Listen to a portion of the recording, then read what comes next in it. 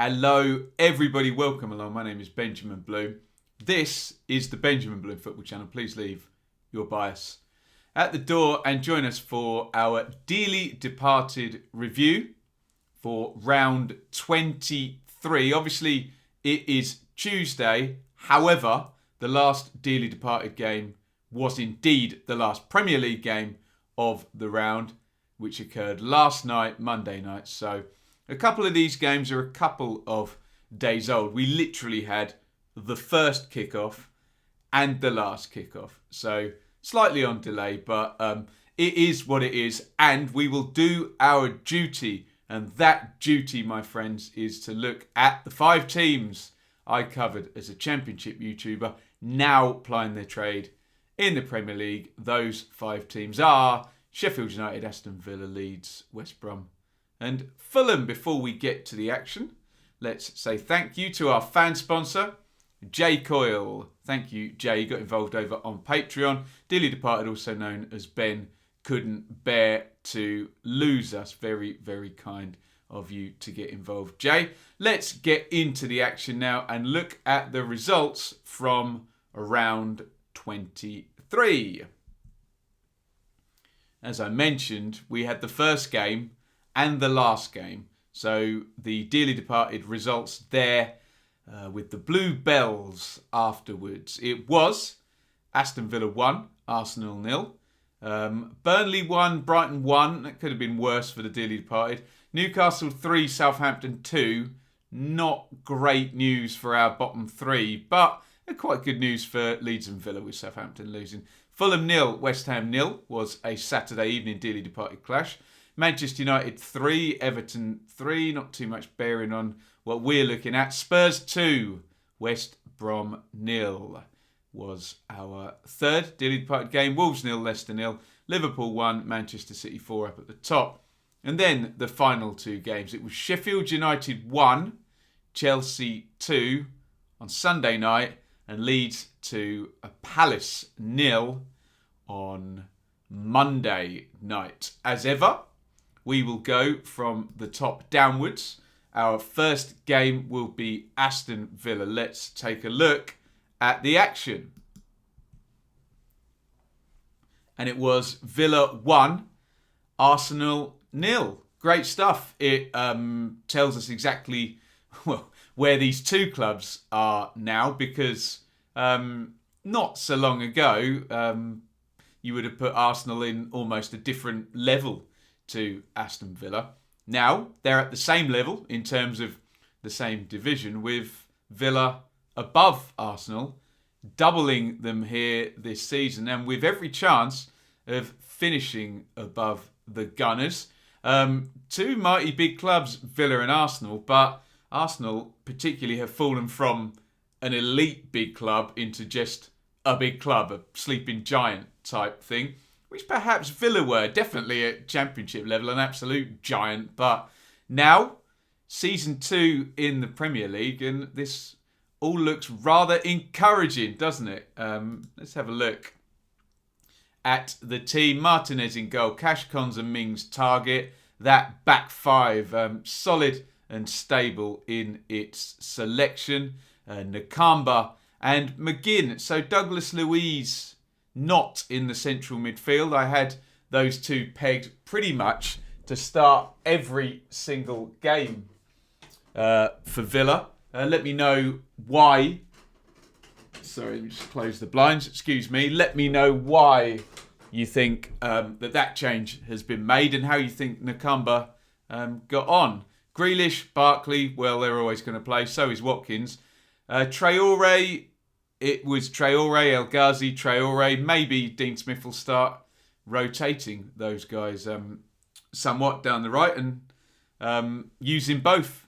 Trying to, have 2 players for the position there. You can see actually Trezeguet comes on for Traore there. So he's actually got 3. He'll let them battle their way against each other. For Arsenal, Ryan, Bellerin holding Gabriel Suarez, Partey, Xhaka, Saka, Smith Rowe, Pepe and Lacazette. Just the 1 goal in this one early in the game, and it's poor from Arsenal, a bad pass by Suarez. And have a look at Traore. He's going to nip in there and slide around. It's Gabriel, isn't it? Get down into the right-hand side of the penalty box. Low cross. The goal obviously stems from a mistake, doesn't it? You're often... Is it a dribble? Is it a bit of quality? Is it a pass through the lines? Or is it pouncing on indecision? That's what it was. Then good quality from Traore. Plays it back to Watkins. Watkins gets lucky, doesn't he? But two things can be true, or several things can be true. The first is that he was in the right place. His movement was good. He found space. He hits the ball nice and early. All of those things are true, of course, though. He's trying to wrong foot the keeper there, Ryan, deflects into the other corner. So he's trying to put it to Ryan's left. It ends up going into Ryan's right. And Villa lead early on. We talk about deflected goals a lot on the channel, don't we? But more often than not, there is credit due to the attacking team on a deflected goal. And it's not just lucky, as you might hear from often from fans of the opposition team, let's just say.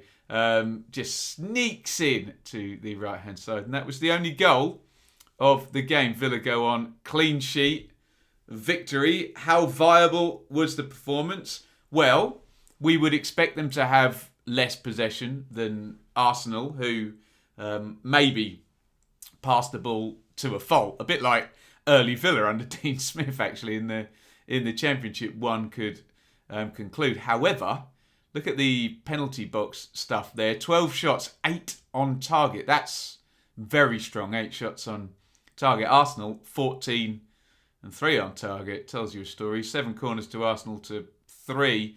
One big chance to nil. So, for all of their 67% possession, 597 passes, Aston Villa and Martinez, Target, Cash, Konza, Mings, with Nakamba now in front with McGinn screening, did not concede a big chance in this game. That is highly viable work. Watkins is getting the goals. I don't know what his total is now. Someone help me out in the comments with that. And the form is spotty, but well good enough for where Aston Villa are. I mean, if we just isolate the last 6 games, it's lost 1, lost 1, lost 1. So that's 9 points across the 6 games. It's 1.5 points per game, which should maintain top half, I would have thought, unless a couple of teams go on a tear. It would take pretty decent form there. You'd normally be expecting to be 2/3 of the way up with 1.5 points per game. I know the Premier League does tend to stretch out at the top with the elite teams and their points per game. But other than Manchester City, nobody even has 2 points per game. So you would assume 1.5 would sit you nicely in that hierarchy up there. And Villa, like I said, above Arsenal in the table. You're starting to look and think, well, okay, Tottenham, Everton, West Ham above them. And then you look below them. We'll talk about Leeds in a minute. But some teams out of form, particularly Southampton, Palace slipping. Wolves haven't been themselves. And, they're sort of 8 points back anyway. So we're looking at it now. Villa, obviously, with that game in hand. 17 games to go. Can they maintain close to 1.5 points per game over the last 17 games? I mean, let me just do a quick little bit of maths. 1.5 multiplied by 7. Oh, for goodness sake. 1.5 times 17. I'm looking at my phone at a funny angle. Would be another 25 points.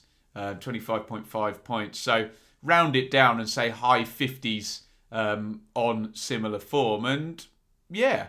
And really, why can't they win half of their games? Because over the previous 21 games, they've won over half their games in 11. So somewhere around 60 points, if you extrapolate the last 6 games on top of what we've got, all looking good for Villa. Let me know what you think, particularly Nakamba and Douglas Luiz and the front right position. Everything else looks very, very solid. And it's a tip of the cap to Villa. But they do have a challenger now in the dearly departed for the top ranking team of our 5. But big picture, it's good stuff for Villa again, as we've said for most of the season. And another good win. Let me know your thoughts in the comments. It was Aston Villa 1, Arsenal 0.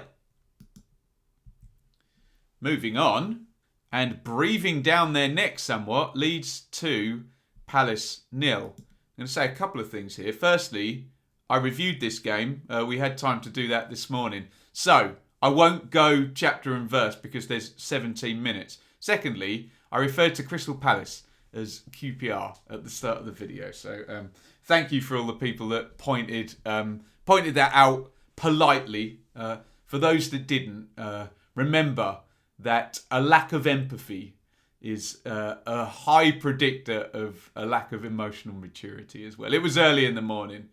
I cover a lot of clubs. I misspoke. My apologies. So, Palace. Crystal Palace, Ben. Crystal Palace. There we go.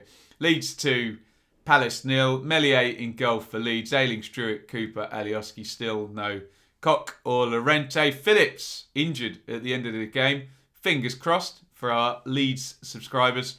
That's not an issue. Harrison and Rafinha wide. Click and Dallas. No Rodrigo there. Bamford up top for Palace.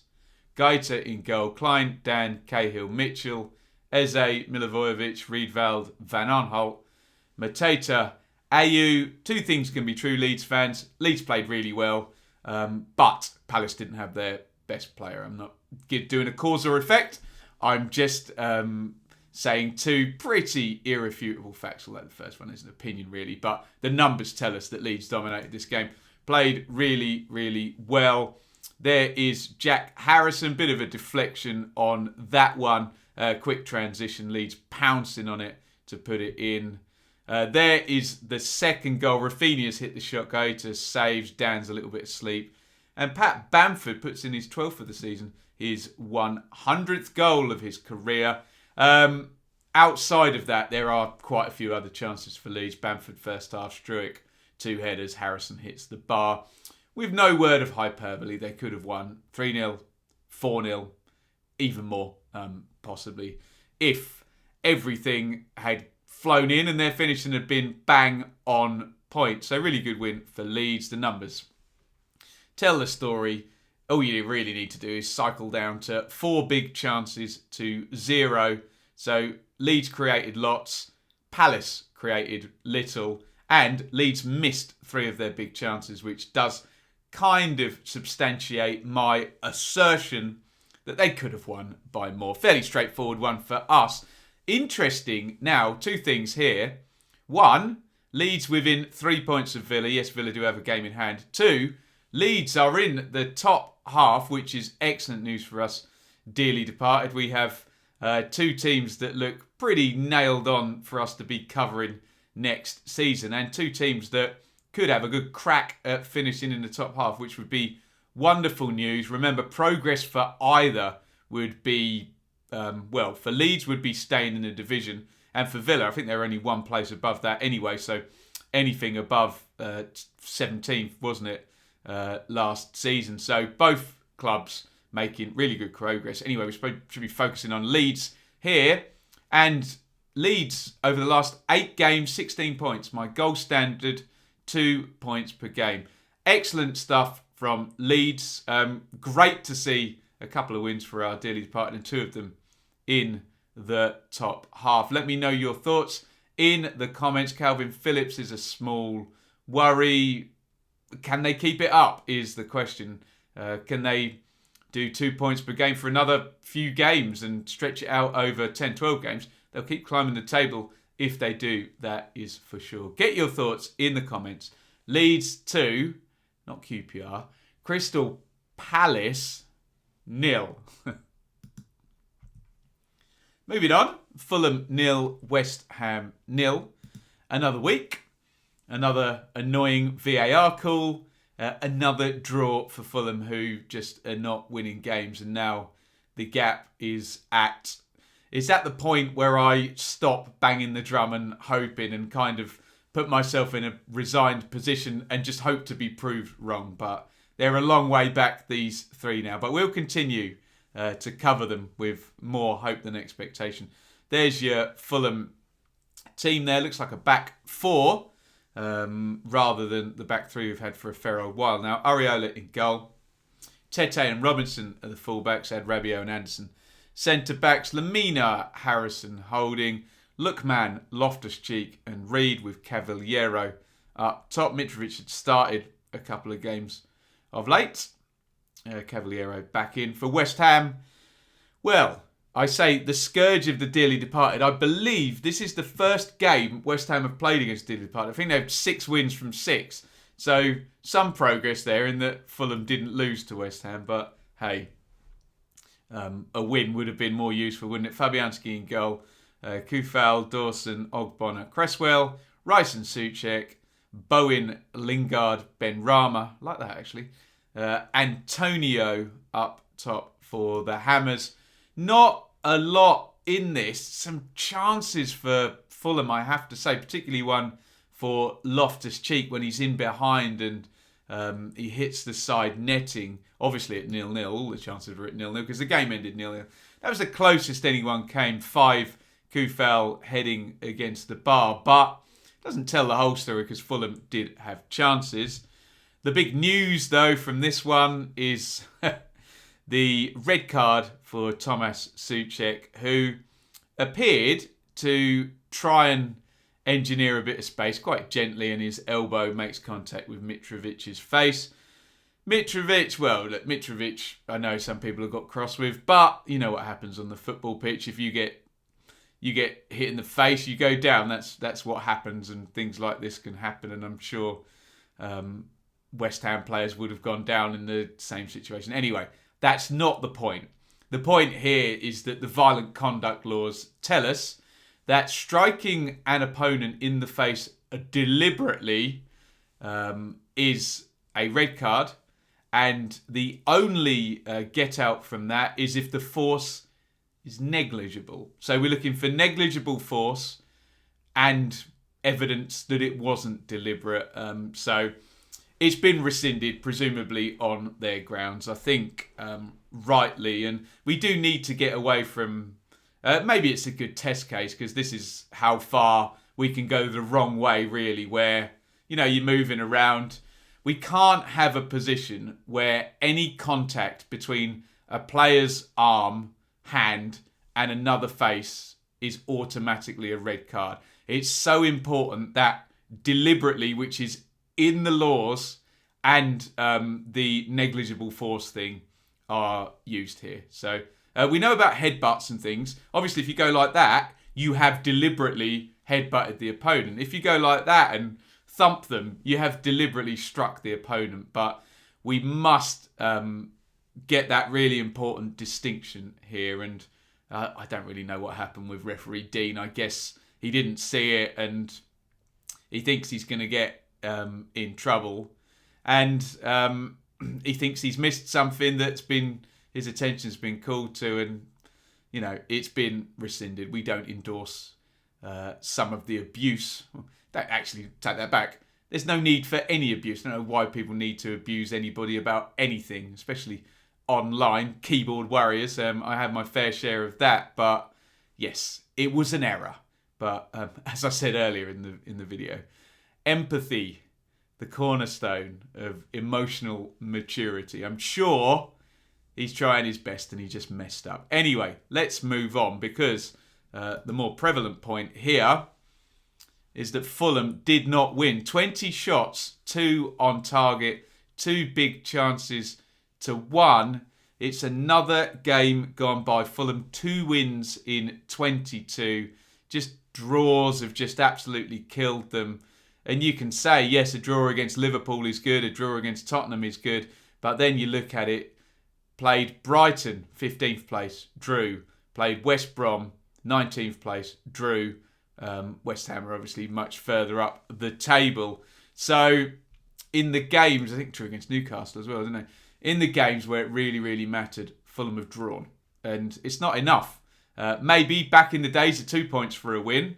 a draw is worth proportionately more in relation to a win, isn't it? But not no more, as they would say in my home county of Suffolk. And the table is just awful looking now for the dearly departed, isn't it? We'll just focus on Fulham. 8 points gap, and just so blindingly obvious that just not enough wins. They've just beaten West Brom and that one against Leicester. So it must have been 9-10 games. I must admit I haven't got the exact number there. But West Ham up there in 6th, and West Ham have destroyed the dearly departed this season. So I guess I'm quite pleased. I predicted West Ham would win because they've beaten the dearly departed all the time. So I'm quite pleased to be proved wrong. But a draw is just no help to Fulham at the moment. They need, and when we're talking about wins, they need 3 to 5 wins in the next 10 or 11. Well, let's say it's 10 games. They need 3 to 5 wins to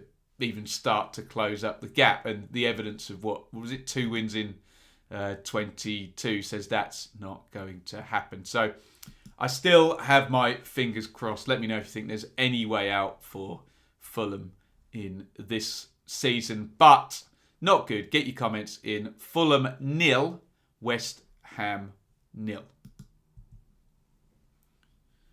Moving on, Spurs 2, West Brom 0. I mean, I suppose I'm just moaning about dearly departed teams drawing too much. I suppose Big Sam has got a win more recently than Scott Parker has, but another defeat for Mr. Allardyce over at Spurs, where the surprise return of Harry Kane coming back, hopefully not too quickly from injury, with my England head on, but he's certainly back contributing with Heung-min Son. Both scoring. We did Spurs team first. Lloris, Aurier, Sanchez, Alderweireld and Davis, and Ndombele and Højbjerg. Son, Mora, Lamela and Kane up top. For West Brom, Johnston in goal. Peltier starts at right back. A bit more experience there than Furlong. Ajayi, Bartley, Townsend in there. Romain Sawyers returns. Gallagher and Maitland-Niles is a central midfield. We've seen tons of central midfield permutations there. Certainly high calibre players, or at least clubs where they've been loaned from. Gallagher at Chelsea and Maitland-Niles at Arsenal. Grant wide. I'm sure he'd prefer to be up top, but needs must. Snodgrass the other side. Diagne, I'm told, is how it's said. Up top here are the goals. But first, I just wanted to show you this at 0-0. Good chance for Diagne on the far post. Lloris down well, makes a save, just keeps it over the right side of the goal line. But I just wanted to flash it up.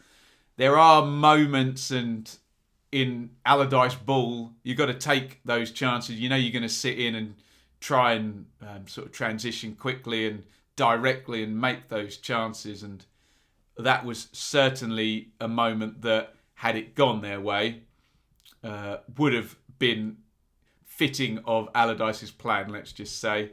But nonetheless, they lose. Slipped through by Højbjerg to Kane. Nice finish. He always tucks those ones away, doesn't he?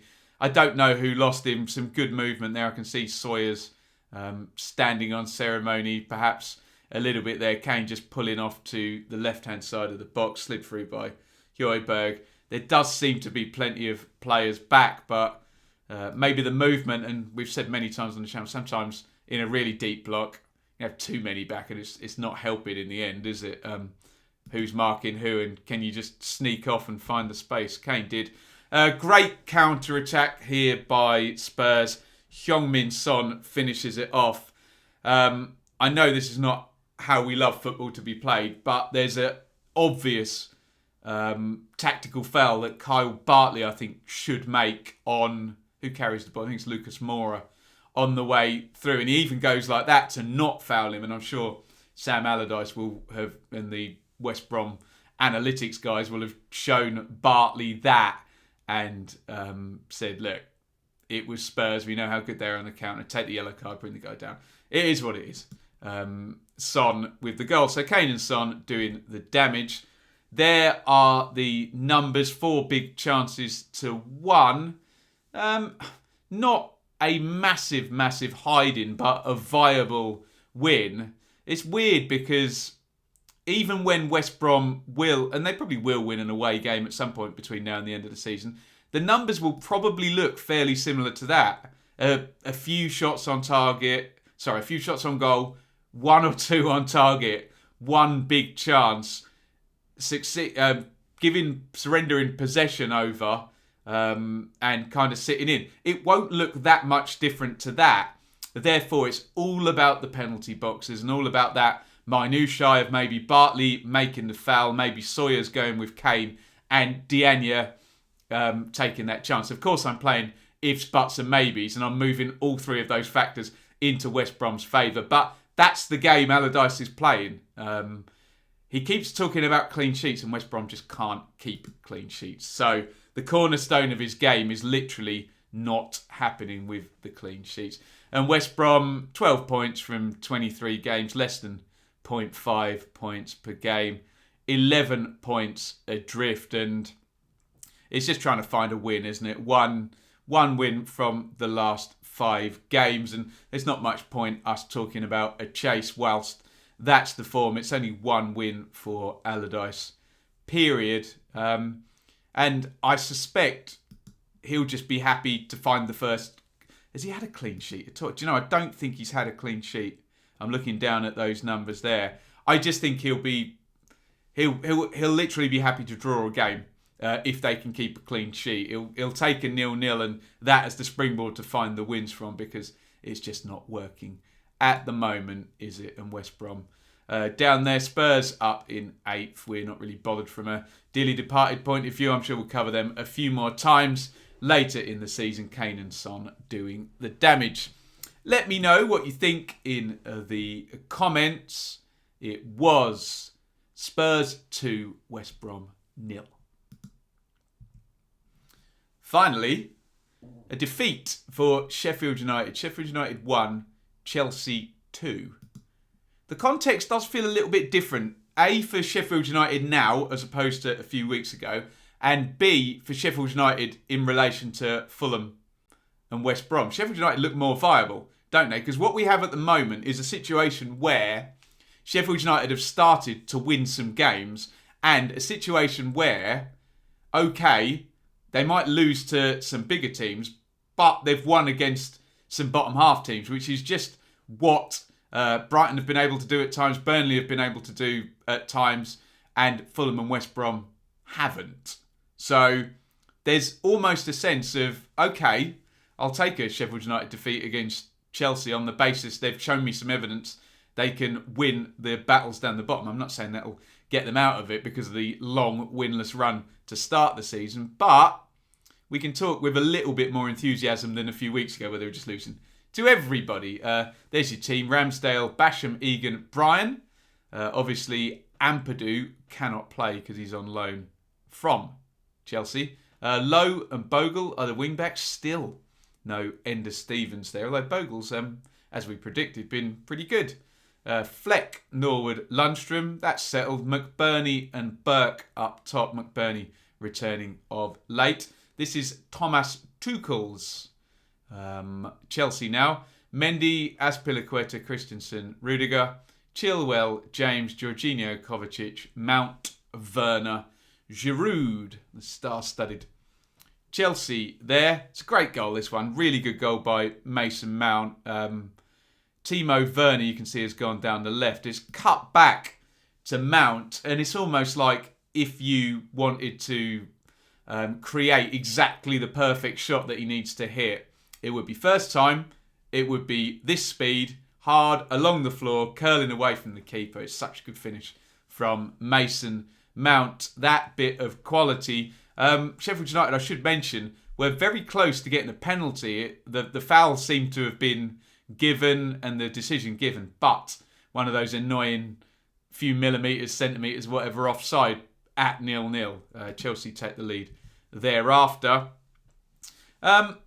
Weird goal this. An equaliser for Sheffield United. McBurney, look at him on the left of the pitch. It's quite funny, the reaction. He's tried to play Ollie Burke in and it hasn't quite worked. Burke hasn't got there and McBurney's like turning away annoyed and disappointed. However, Ruddock makes an absolute mess of this. He tries to kind of slip it back to Mendy in the goal, slightly to the side, and ends up just rolling it past him because Mendy's going to come and try and gather the ball. A miscommunication. They say better safe than sorry in the box, and certainly if any kind of back pass, just don't put it on target. If you don't put it on target, it won't go in, even if the keeper isn't on the same wavelength. So, bit of an error there. And just check out McBurney going from cross to, we scored. Happy in sort of seconds there. So 1-1. However, a penalty up the other end. Werner is very quick, actually, isn't he? Gets in behind on the right-hand side, knocks it around Ramsdale, who's come out and overcommitted, hasn't he? And you can see there, Werner trying to get round the other side. I don't know how much contact there is, but you know when a referee sees that picture there, slowed down with Ramsdale's hand making contact with Werner's, you know they're going to give the penalty. Don't you, whether you like that or not? Here comes Jorginho. Hop, skip, right-footed, sends Ramsdale the wrong way. 2-1 to Chelsea, who are undefeated under Thomas Tuchel. Anyway, we're not too worried about that. We're more worried about Sheffield United. But, like I said, far more signs of viability. Fairly tight game, this one. Look, ignore the possession, 69-31, fine. Okay, that's heavily in Chelsea's favour. 9 shots to 8, 3 on target apiece. 8 corners to 1 tells its own story. 3 big chances to 1 is the worry in terms of the chances conceded. But, as I said, I don't think the rest of Sheffield United's season is going to be predicated on games against Chelsea or other top 5 teams, nor should it be. Yes, I do accept that they got a great result against Manchester United. The important ones there, you can see they've beaten Newcastle and West Brom of late. Obviously, to get anywhere near survival, which we probably shouldn't be talking about, we should be talking about them just getting off the bottom. The first thing was to get competitive. They've got off the bottom. I think the key thing now is to try and win a few more games against, and they've really got to target everybody in the bottom half. And if they can get desirable results against bottom half teams, then a climb could happen. As I say, silly with them 12 points adrift with 15 games to go to be talking too much about survival. But I said they look more viable than Fulham and West Brom at the moment, which they do, because those two just aren't winning games. And Sheffield United have won 3 in the last 6. So every chance they can come off the bottom if that continues. And then if it happens quickly, then you can start talking about, the next place. But it's a long way back for the Blades. We know that, don't we? Anyway, get your thoughts in the comments on Sheffield United 1, Chelsea 2. That's our show. Thank you again to Jay Coyle, dearly departed, also known as Ben, couldn't bear to lose us. Jay got involved on Patreon. You can do the same. We are working hard on Patreon. Now, we've got a regular run of YouTube free shows, which is fabulous. We're trying now to add in lots of value on Patreon there. So you basically, half of my output will be free, half of my output will be on Patreon. And if you want to support what we're doing, you can get the entire collection by subscribing on Patreon. So given where we are in the world and my situation, you would be doing me a massive favour to my solitary income stream, sitting in this room day after day talking about football. I hope you enjoy it.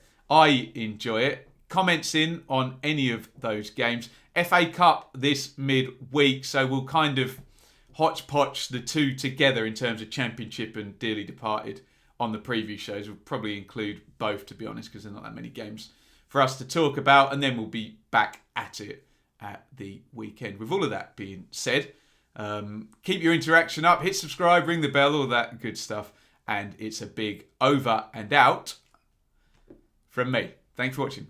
Thank you so much for watching. If you enjoyed this video, please hit the like button to see more videos from this channel, hit the subscribe button, and to be notified every time we upload, ring the bell for those notifications to come through on your device. If you really want to support the channel and me as a content creator, I will be eternally grateful if you head over to the merch store and grab something, or support over on Patreon, patreon.com/Benjamin Bloom. Thank you for your time.